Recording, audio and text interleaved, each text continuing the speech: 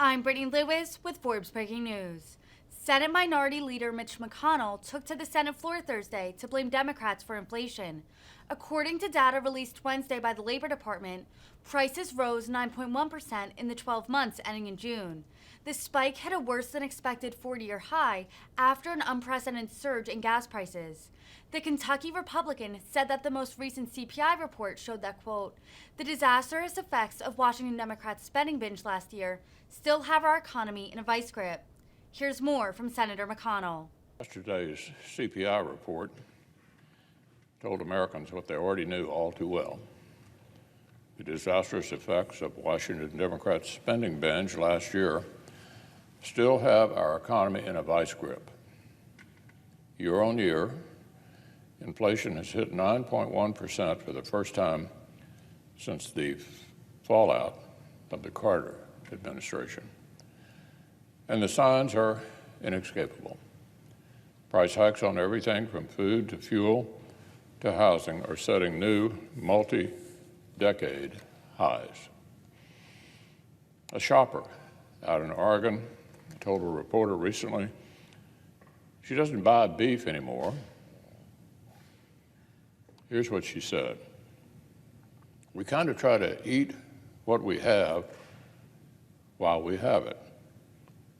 Yesterday, we learned exactly what she and millions of Americans are up against, this fastest rising grocery prices since 1979. In Nevada, the owner of a local diner says, quote, my concerns are that my food costs have escalated dramatically. I used to gut wrench about raising menu prices 2 or 3%. Now it's way more than that just to keep my doors open. Yesterday's report says he's not alone. Nationwide prices on food outside the home haven't risen this fast since back in 1981. And this new reality is especially frustrating for those working to help. As the head of one South Dakota food bank put it, quote, the donation load has seemed to lighten up. When we give out food boxes, they're not as full as they used to be.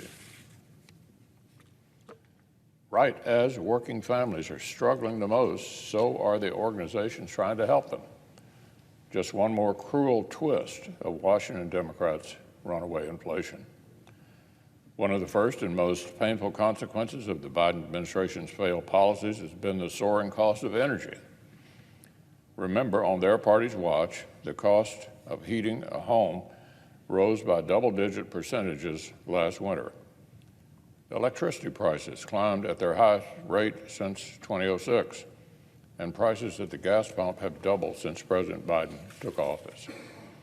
One Pennsylvania woman said that ever since her heating bill skyrocketed last winter, she's had to scale back her spending big time. Here's what she had to say. I need to hide under my bed and save every dollar I can. And in Maryland, one retiree reports that skyrocketing gas prices mean that visits to the local library, about 5 miles round trip, no longer feel free. From day one, the Biden administration has worked overtime to make it harder to produce the most affordable and reliable forms of energy Americans rely on right here at home. Now, as their radical climate agenda takes its toll on domestic production, millions of Americans are facing the possibility, listen to this, of summer blackouts. The heartland, the West, and the Southwest face the highest risk. The people of Arizona and Nevada, for example, are already at what experts call elevated risk for the summer. Are Arizonans and Nevadans clamoring for a new tax hike on natural gas and electricity on top of everything else? I doubt it. Are they desperate to double down on the very unreliable green sources that set us up for these blackouts in the first place? I don't think so. Our electric grid is overburdened already, but Democrats apparently want to strain it even more by eliminating the most reliable sources of energy we have. all the while spending hundreds of billions on schemes that depend on Chinese minerals, components, and supply chains, trading American energy independence for less reliable sources that depend on forced child labor and foreign producers with questionable environmental standards. Is this what our colleagues think will usher in a big transition to green daydreams? Washington Democrats are the only ones who would define higher energy costs and lower reliability as a victory. Real-life Americans know that rising costs and rolling blackouts are just two more symptoms of a failed government with failed leadership pushing failed policies. Working families are still reeling from the time Democrats decided to spend us into inflation. They've got no appetite for being taxed into recession. Now, on another matter, all week long I've been discussing the historic Supreme Court term that wrapped up last month. Over the course of several months, a textualist and originalist majority issued the most consequential victories for our Constitution since the court overturned Plessy versus Ferguson with Brown versus Board of Education in 1954. It was the best Supreme Court term in generations. The court corrected one of the worst moral and legal mistakes of the 20th century and returned power to the American people to implement popular and common sense protections for unborn life and bring America back inside the global mainstream. The court handed down two historic wins for religious liberty, rolling back decades of infringement on the rights of Americans to worship and to raise families as they choose. The court strengthened the rights of law-abiding Americans to defend themselves outside the home in a resounding reaffirmation of the Second Amendment.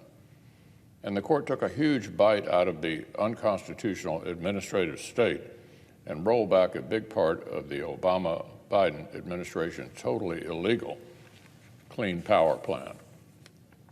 With electricity prices skyrocketing on Democrats' watch, experts warning about impending southern summer blackouts, and more pain at the gas pump, the last thing Americans need is a holy war on fossil fuels that Congress never actually authorized.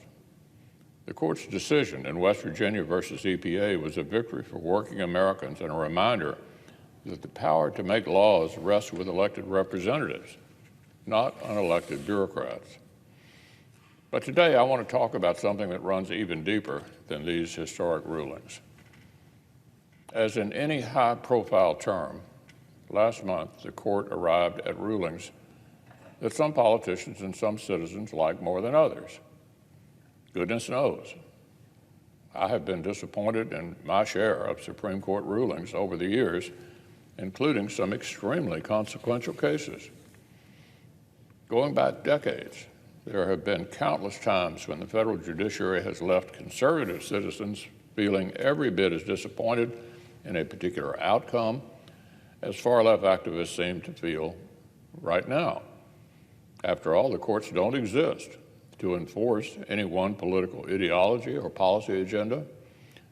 The justice's sacred job is to follow the written text of our laws and Constitution wherever it may lead them and let the chips fall where they may.